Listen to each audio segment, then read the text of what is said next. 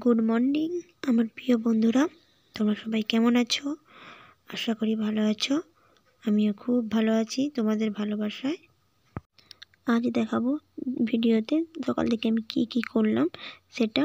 যাই হোক, সকাল থেকে আমি ফার্স্ট বিড়ি আনতে গিয়েছিলাম, যেটা আপনারা প্রথমেই দেখেছেন। এটা নিয়ে এসেছি বস্তায় করে। এবারটা আপনাদের কিছু আমার প্রাকৃতিক দৃশ্য, যেহেতু সকাল হয়ে গেছে তাই প্রাকৃতিক দৃশ্য আপনাদের একটু দেখাই। দেখতে পাচ্ছি এগুলো আমাদেরই গাছ। এই গাছটা মারা গিয়েছে। প্রাকৃতিকটা সত্যি ভীষণ সুন্দর। সকাল সকাল সূর্য উঠে গিয়েছে, হালকা কুয়াশাও রয়েছে, যেহেতু শীতকাল পড়ে গিয়েছে তাই আপাতত কুয়াশা রয়েছে। যাই হোক, আমার বিড়ি আনা হয়েছে। এবার আপনাদের আমার বাড়ির চারদিকে একটু দেখালাম।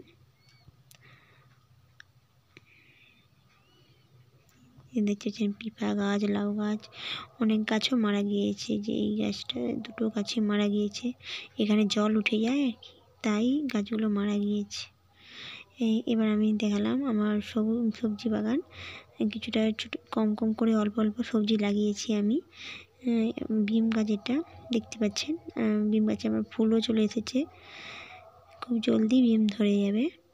যাই হোক, আমার একটু প্রাকৃতিক মধ্যে একটু সবুজ হলে আমার খুবই ভালো লাগে, তাই আমি অল্প স্বল্প করে সবজি লাগাই, অল্প জায়গাতেই লাগাই।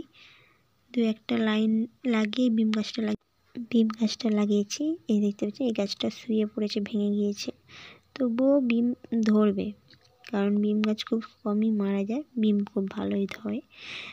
যাই হোক, এটা আপনাকে অনেকবার দেখাইছি। এটা তালকুনি গাছই, অনেকটা গাছ ছড়িয়ে গিয়েছে।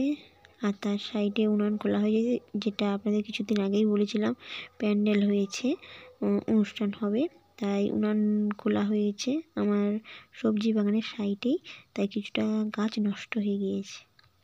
যাই হোক, আপনাদের দেখালাম অনেকটাই গাছ নষ্ট হয়েছে। ওখানে রান্না হবে মানে পুরোটাই অনেকটাই নষ্ট হয়ে যাবে। আমার খারাপ লাগলেও কিছু করার নেই, এখন যেহেতু কাজ বাড়ি তাই জায়গা দিতেই হবে, আর অন্য জায়গা নেই, তাই আপাতত ওখানেই দেওয়া হয়েছে।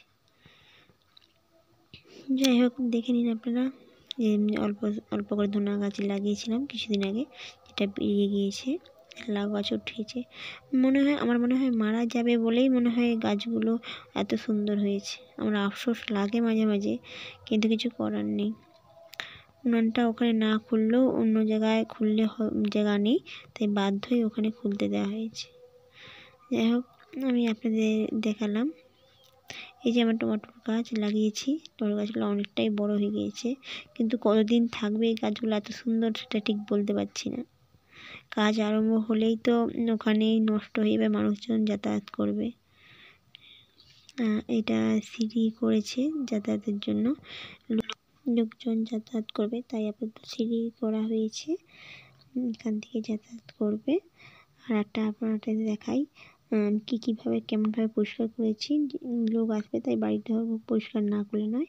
এই দেখতে পাচ্ছেন সিঁড়িটাকে আমি পরিষ্কার করেছি খুব সুন্দর করে, কেন মানুষজন উঠবে, পরিষ্কার না করলে কেমন দেখায় না, তাই আমি আপাতত পরিষ্কার করে নিয়েছি। আর আপনাদের দেখাবো ছাদটাকে আমি কীভাবে পরিষ্কার করেছি। দেখতে পাচ্ছেন এই ধারে সব কিছুই গুছিয়ে রাখা হয়েছে। ওপাশে যেহেতু ফাঁকা, আমার ঘেরা নেই, তাই ওপাশটাই গুছিয়ে রাখলাম।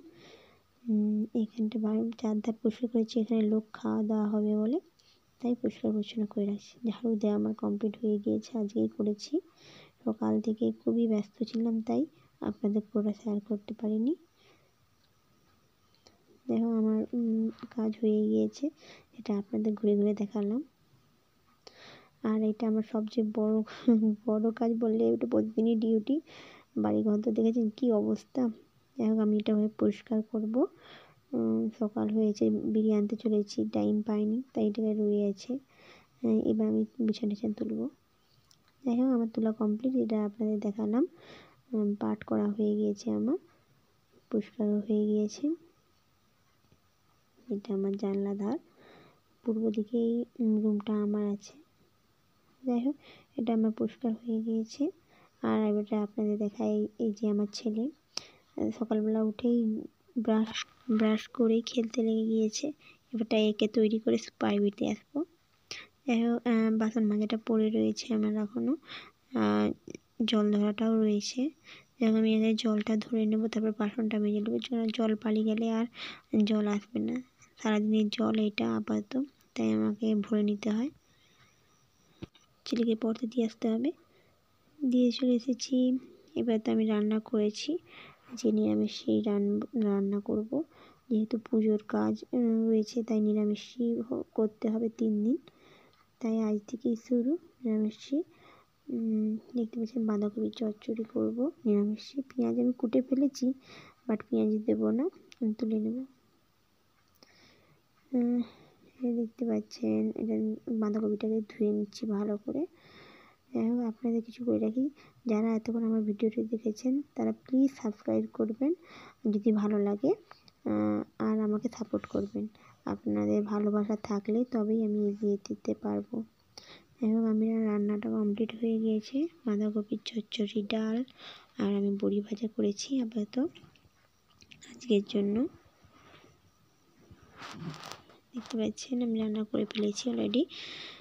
এবারটা আমার ছেলেকে স্কুলে দিয়ে আসতে হবে।